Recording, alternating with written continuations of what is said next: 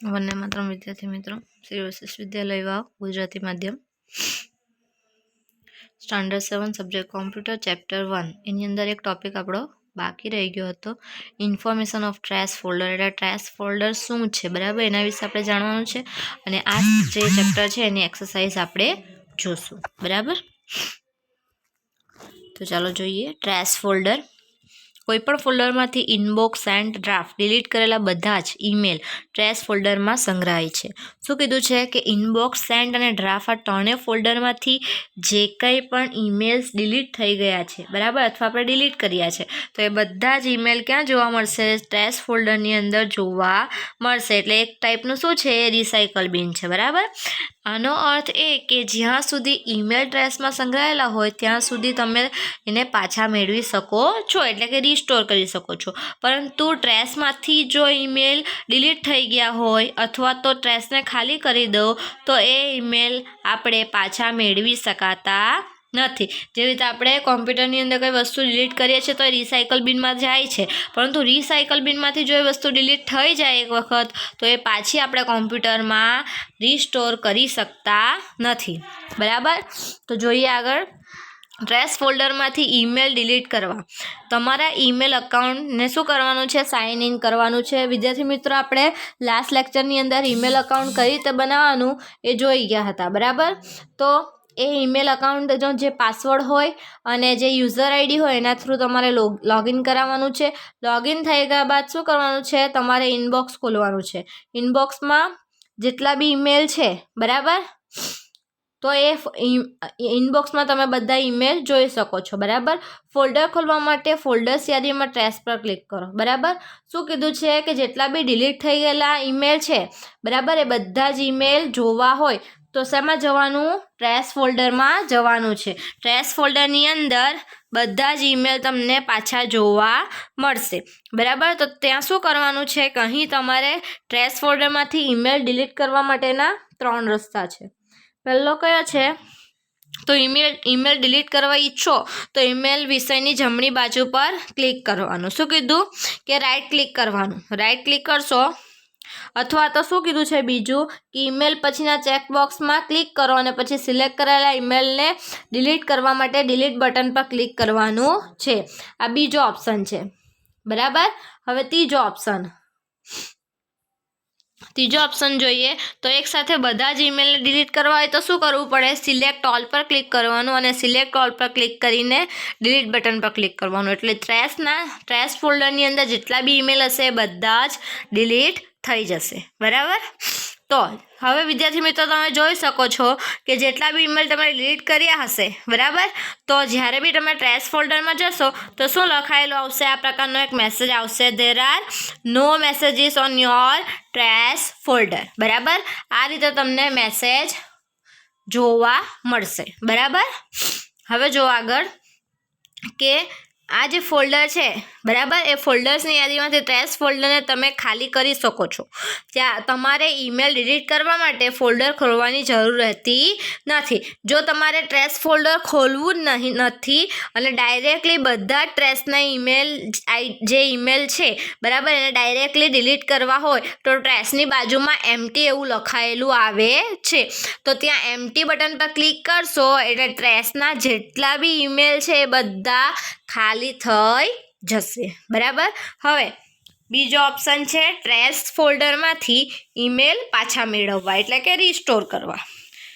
હવે શું કીધું છે કે જો ભૂલથી તમારાથી કોઈ ઈમેલ ડિલીટ થઈ ગયો છે, બરાબર, અને એ ક્યાં જોવા મળશે? આપણને ટ્રેશ ફોલ્ડરની અંદર જોવા મળશે. તો એ ટ્રેશ ફોલ્ડરની અંદર જ્યારે તમે ઈમેલ પાછો મેળવવો હોય તો શું કરવાનું? ટ્રેશ ફોલ્ડરમાં જઈને રીસ્ટોર કરી શકો, એટલે ઇનબોક્સમાં પાછો જે ઈમેલ છે એ આવી જશે. અથવા તમારા ઈમેલ અકાઉન્ટમાં સાઇન ઇન કરો, તમે ઇનબોક્સ જોશો, બરાબર. ફોલ્ડર્સ યાદીમાં ફોલ્ડર ખોલવા માટે ટ્રેશ પર ક્લિક કરો, તેમાં તમે ડિલીટ કરેલો ઈમેલ જોઈ શકશો. હવે શું કરવાનું છે કે ડિલીટ કરેલો જે ઈમેલ છે એમાં રાઈટ ક્લિક કરશો એટલે આ રીતે બધું જોવા મળશે, ઓપ્શન્સ અલગ અલગ પ્રકારના, બરાબર. એની અંદર આપણે કયા ઓપ્શન પર ક્લિક કરવાનો છે? મૂવ. મૂવ ઓપ્શન પર ક્લિક કરશો, મૂવ ઇનબોક્સ, મૂવ ટુ આવશે એટલે ઇનબોક્સમાં આવશે, સેન્ટમાં આવશે અથવા ડ્રાફ્ટમાં આવશે. જેમાંથી તમારે ડિલીટ થઈ ગયો હોય અને જેમાં તમારે મેળવવો હોય એના ઉપર તમારે ક્લિક કરી દેવાનું. તો આપણે ક્યાંથી ડિલીટ થયો હતો? ઇનબોક્સમાંથી. એટલે આપણે શું સિલેક્ટ કરશું? ઇનબોક્સ ઓપ્શન સિલેક્ટ કરશું. બરાબર. એટલે જે તે મેલ જે ટ્રેશમાં હતો, જે ભૂલથી ડિલીટ થઈ ગયો હતો, એ આપણે રિસ્ટોર ક્યાં કરાવી શકીએ? પાછો ઇનબોક્સની અંદર રિસ્ટોર કરાવી શકીએ છીએ. બરાબર. ટાઇટલ બાર પર ક્લોઝ પર ક્લિક કરી બ્રાઉઝરને બંધ કરો અથવા તમારો જે ઈમેલ અકાઉન્ટ છે એને શું કરવાનું છે? સાઇન આઉટ કરવાનું છે. આટલું કરશો એટલે આપણું જીમેલનું જે અકાઉન્ટ બનાવ્યું હતું એનું જે હોમ પેજ હશે એ આવી જશે. અહીં વિદ્યાર્થી મિત્રો યાહૂનું બધી ઇન્ફોર્મેશન આપી હતી અને આપણે કયું જોયું છે? જીમેલ અકાઉન્ટ બનાવવા માટેનું. બંનેની પ્રોસેસ સેમ છે. બરાબર. ચાલો હવે સ્વાધ્યાય જોઈએ. પહેલી ખાલી જગ્યા છે. ખાલી જગ્યા એ વિશ્વભરના કોમ્પ્યુટરને સાંકળતું એક નેટવર્ક છે. તો આન્સર આવશે ઇન્ટરનેટ. વિદ્યાર્થી મિત્રો અહીં ટીક માર્ક કર્યા છે. બધા જ આન્સર સાચા છે. તો તમારે પણ સ્વાધ્યાય કમ્પ્લીટલી તમારી બુકની અંદર કમ્પ્લીટ કરવાનું છે સ્વાધ્યાય. બરાબર. ઇન્ટરનેટ દ્વારા સંદેશા મોકલવા માટે ખાલી જગ્યાનો ઉપયોગ થાય છે. ઈમેલ. ખાલી જગ્યા એક બિલ્ડિંગમાં રહેલા કોમ્પ્યુટરને સાંકળે છે. લેન. ખાલી જગ્યા વિશ્વભરના કોમ્પ્યુટરને સાંકળે છે. વેન. ખાલી જગ્યા એ ઇન્ટરનેટ પરની બધી જ વેબસાઇટનો સમૂહ છે. www. ખાલી જગ્યા એ www સાથે જોડાવા માટે તથા તેના પરની માહિતી જોવા માટેનો એક પ્રોગ્રામ છે. તો આન્સર આવશે વેબ બ્રાઉઝર. ખાલી જગ્યા એક બ્રાઉઝર છે. તો માઇક્રોસોફ્ટ ઇન્ટરનેટ એક્સપ્લોરર. ખાલી જગ્યા એક વેબસાઇટનું પ્રથમ પેજ છે. આન્સર આવશે હોમ પેજ. ખાલી જગ્યાએ તમે મુલાકાત લઈ રહ્યા છો તે વેબસાઇટનું સરનામું દર્શાવે છે. આની અંદર આવશે એડ્રેસ બાર. ત્યાર પછી જુઓ આગળ. ખાલી જગ્યા એ www પરની સાઇટ છે જે તમને અન્ય સાઇટ શોધવામાં મદદરૂપ થાય છે. Search engine. Default home page પર પાછા જવા માટે ખાલી જગ્યા બટનનો ઉપયોગ થાય છે. તો હોમ પેજ. વેબ પેજના ડાઉનલોડની પ્રક્રિયા અટકાવવા માટે ખાલી જગ્યા બટનનો ઉપયોગ થાય છે. તો આન્સર આવશે સ્ટોપ. વેબ પેજ પર ડાઉનલોડની પ્રક્રિયા ફરી શરૂ કરવા માટે રિફ્રેશ બટનનો ઉપયોગ થાય છે. આગળ ખાલી જગ્યાએ ખૂબ જ જાણીતું સર્ચ એન્જિન છે. આન્સર આવશે ગૂગલ. આગળ 16મો ક્વેશ્ચન છે. તમને મળેલા બધા જ ઈમેલ ખાલી જગ્યા ફોલ્ડરમાં સંગ્રહાય છે. તો ઇનબોક્સ. ઈમેલ લખ્યા બાદ તેને મોકલવા માટે ખાલી જગ્યા બટન પર ક્લિક કરો. સેન્ડ. ઇનબોક્સમાંથી ઈમેલ કાઢી નાખવા માટે ઈમેલ પસંદ કરો અને ખાલી જગ્યા બટન પર ક્લિક કરો. તો ડિલીટ. ઈમેલ એડ્રેસ dev@yahoo.in માં ખાલી જગ્યાએ યુઝર નેમ છે. તો દેવ. ઈમેલ એડ્રેસ raj@gmail.com માં ખાલી જગ્યાએ ડોમેન નેમ છે.